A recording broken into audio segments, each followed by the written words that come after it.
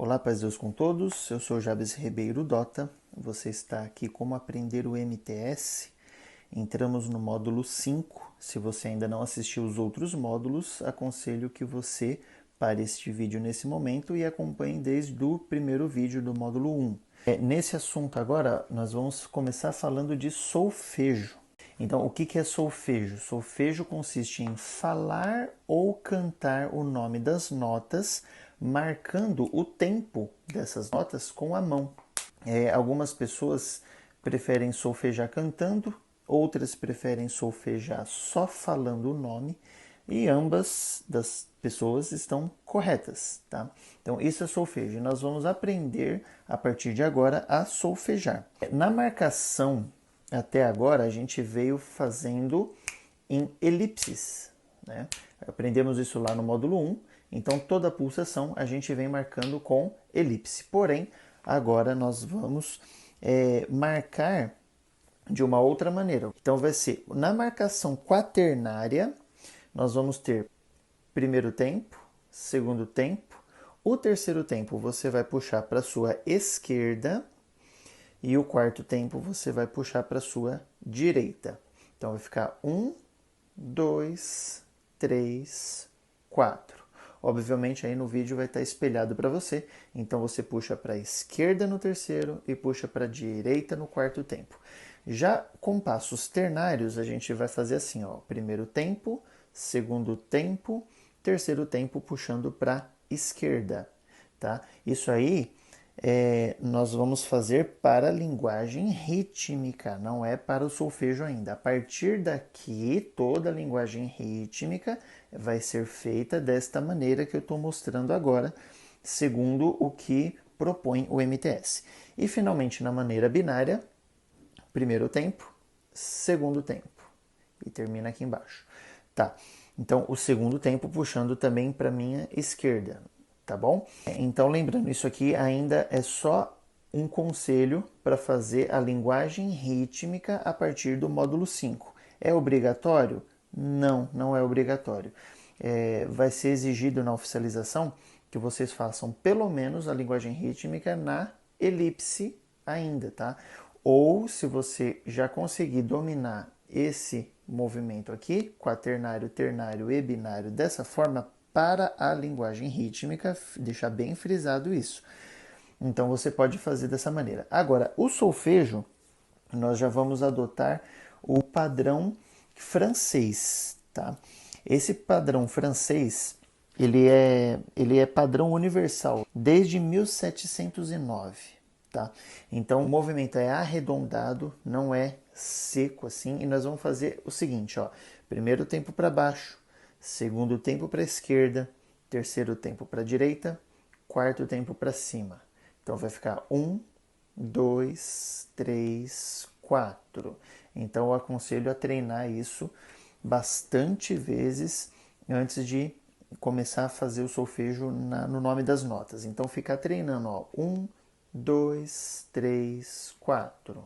1, 2, 3, 4. Bom, feito isso, você vai fazer o ternário, que seria primeiro tempo embaixo, segundo tempo para sua direita, terceiro tempo para cima. 1, 2, 3. 1, 2, 3. E finalmente o binário. Nós temos duas maneiras de fazer, então são escolas diferentes. Eu vou mostrar as duas maneiras e eu vou mostrar a que mais se fortaleceu no MTS, tá? Então a primeira maneira aí seria 1 e o segundo tempo para trás, 2 aqui, ó. 1, 2, 1, 2. Porém, a que mais se usa é a segunda maneira, que também está correta. 1 e lateralmente, 2, 1, 2. Percebe que o 2 ele está numa mesma linha, ó. 1, 2. Porém, a segunda batida um pouco mais acima, ó. 1, 2, 1, 2. Diferente do ternário, 1, 2, 3. É diferente. Então treine bastante isso antes de começar a fazer o solfejo, tá bom? Como a gente já passou o módulo 4, eu vou deixar aqui uma lista de hinos para que você possa treinar tanto a linguagem rítmica quanto o solfejo desses hinos antes de partir para o próximo assunto, tá?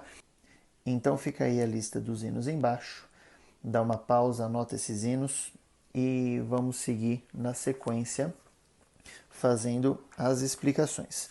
Então entramos na página 28 falando um pouco de respiração. Antes de mais nada, eu vou deixar um link aqui embaixo de um site muito bom que chama Anatomia Fácil. Vou deixar na descrição e vou deixar também nesse vídeo aí para você, se quiser saber um pouco mais, se aprofundar um pouco mais nesse assunto, você acessa esse site e pesquisa. Tá muito bacana, muito legal, tá? Então, falando de respiração. Para produzir som de boa qualidade, ao solfejar, cantar ou tocar instrumento, é necessário ter uma quantidade de ar muito maior do que para falar. Quando a gente fala, a gente tem uma certa quantidade de ar. Quando a gente canta, aí a história muda. Na hora que a gente solfeja, a história muda. A gente precisa de muito mais ar para fazer isso, tá?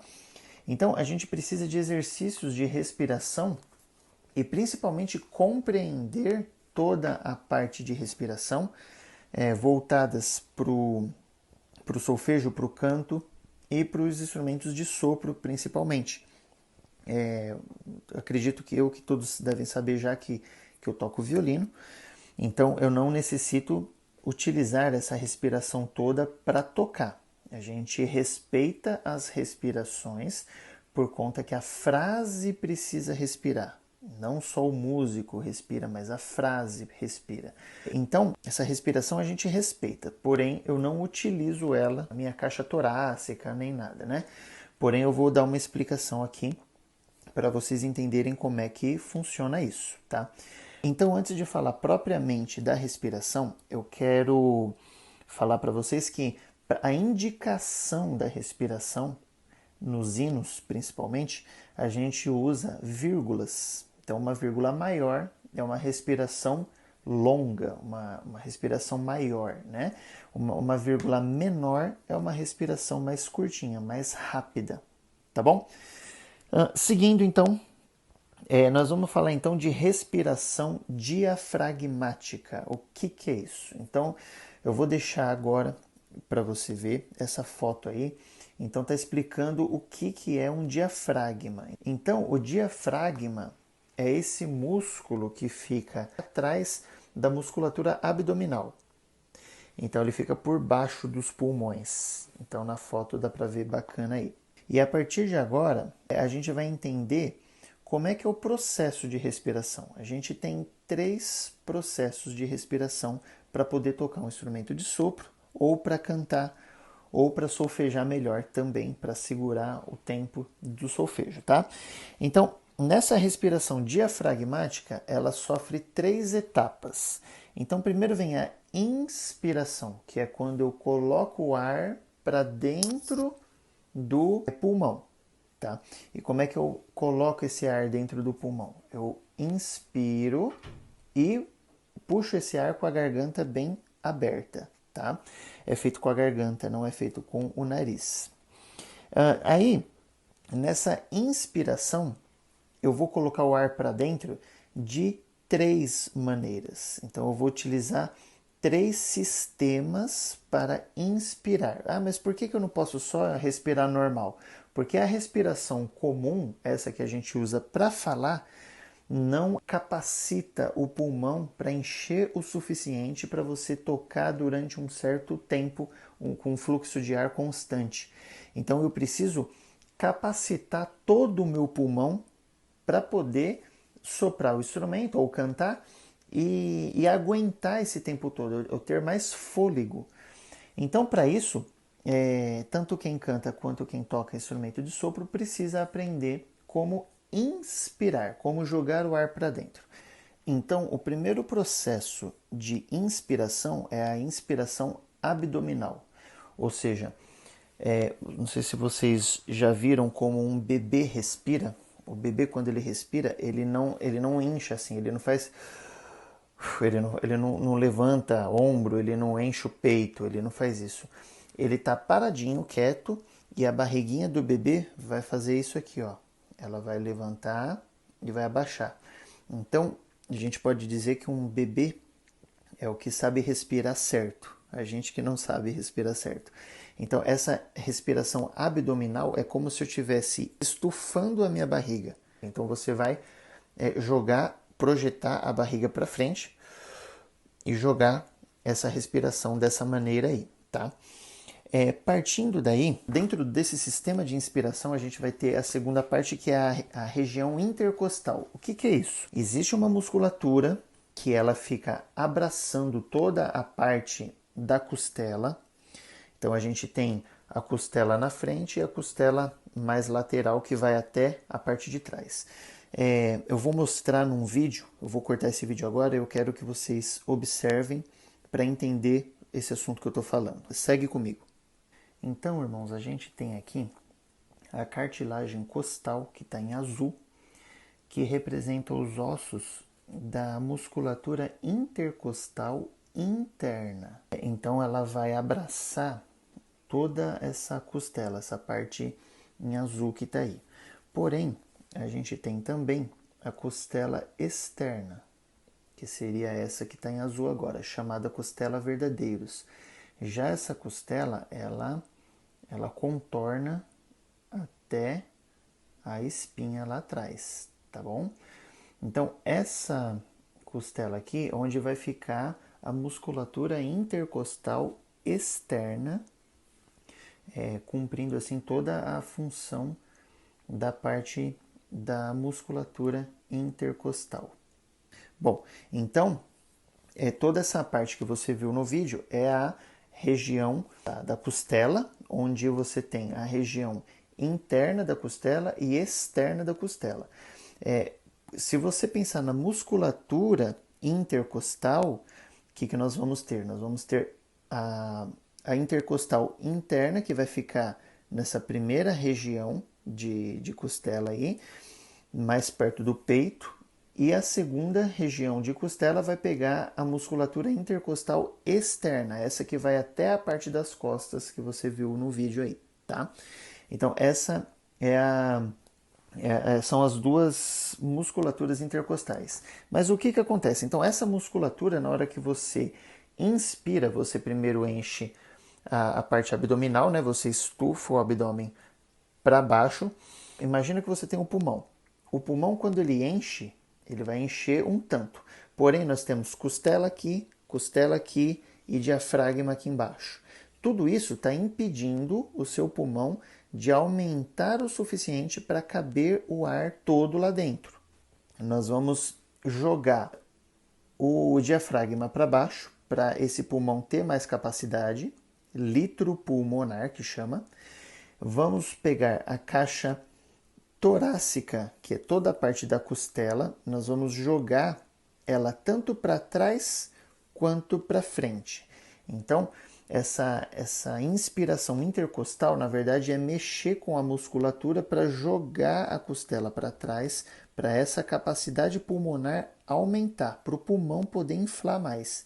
É como se eu tivesse uma bexiga onde eu vou encher e eu tenho um limite. A gente sabe que a bexiga enche mais, só que o limite aqui está todo segurando ela lá dentro e ela não enche o suficiente.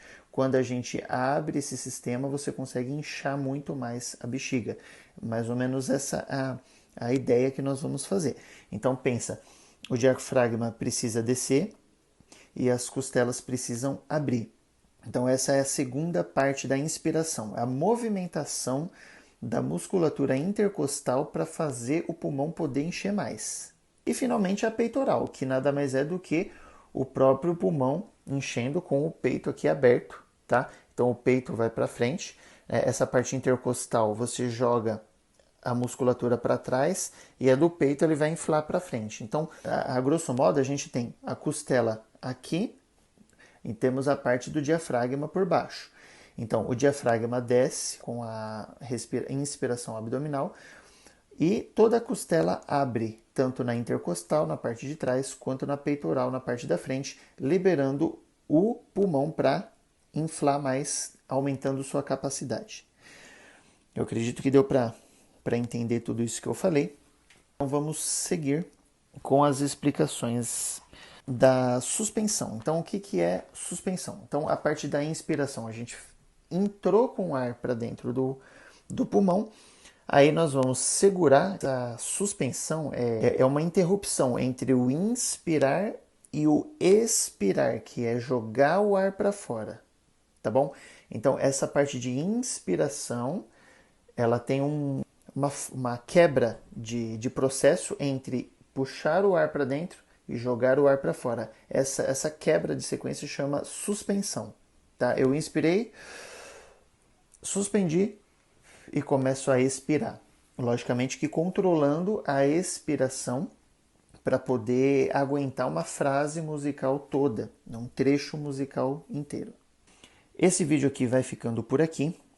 Nós vamos ter uma parte 2. Então fica comigo, deixa seu like, comenta aí o que você está achando, diga se está sendo útil para você esse vídeo, se inscreve no canal e eu te vejo no próximo vídeo, parte 2, módulo 5.